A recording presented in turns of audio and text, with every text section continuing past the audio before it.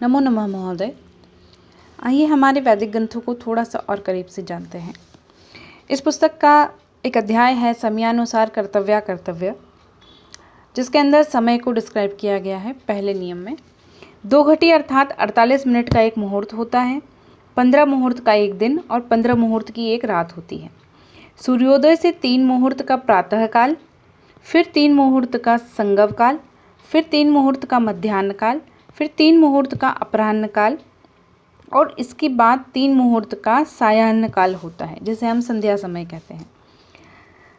मनुष्य को चाहिए कि वह स्नान आदि से शुद्ध होकर पूर्वाह्न में देवता संबंधी कार्य, दान, पूजन, मंत्र जाप इत्यादि जो भी आप करना चाहें या आप अपने दैनिक जीवन में करते हैं, वो सभी आपको सुबह के समय यानी कि पूर्वाह्न में करना चाहिए। मध्याह्न में मनुष्य संबंधी कार्य, अपराह्न में पितर संबंधी कार्य करें।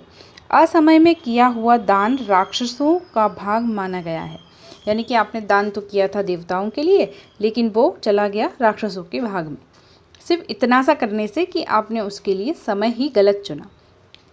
तो आगे से आप अपने जीवन में जब भी कोई कार्य करें तो इसी नियम के अनुसार अपने जीवन में उस कार्य को संपादित करें।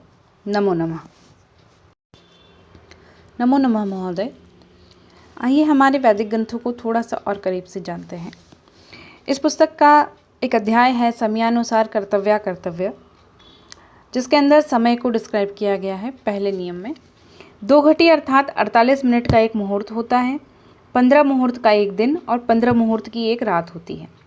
सूर्योदय से 3 मुहूर्त का प्रातःकाल, फिर 3 मुहूर्त का संगव काल, फिर 3 मुहूर्त का मध्याह्न काल, फिर 3 मुहूर्त का अपराह्न काल और इसके बाद 3 मुहूर्त का सायाह्न काल होता है, जिसे हम संध्या समय कहते हैं। मनुष्य को चाहिए कि वह स्नान आदि से शुद्ध होकर पूर्वाह्न में देवता संबंधी कार्य, दान, पूजन, मंत्र जाप इत्यादि जो भी आप करना चाहें या आप अपने दैनिक जीवन में करते हैं, वो सभी आपको सुबह के समय यानी कि पूर्वाह्न में करना चाहिए। मध्याह्न में मनुष्य संबंधी कार्य, अपराह्न में पितर संबंधी कार्य करें। असमय में किया हुआ दान राक्षसों का भाग माना गया है, यानी कि आपने दान तो किया था देवताओं के लिए, लेकिन वो चला गया राक्षसों के भाग में। सिर्फ इतना सा करने से कि आपने उसके लिए समय ही गलत चुना। तो आगे से आप अपने जीवन में जब भी कोई कार्य करें तो इसी नियम के अनुसार अपने जीवन में उसका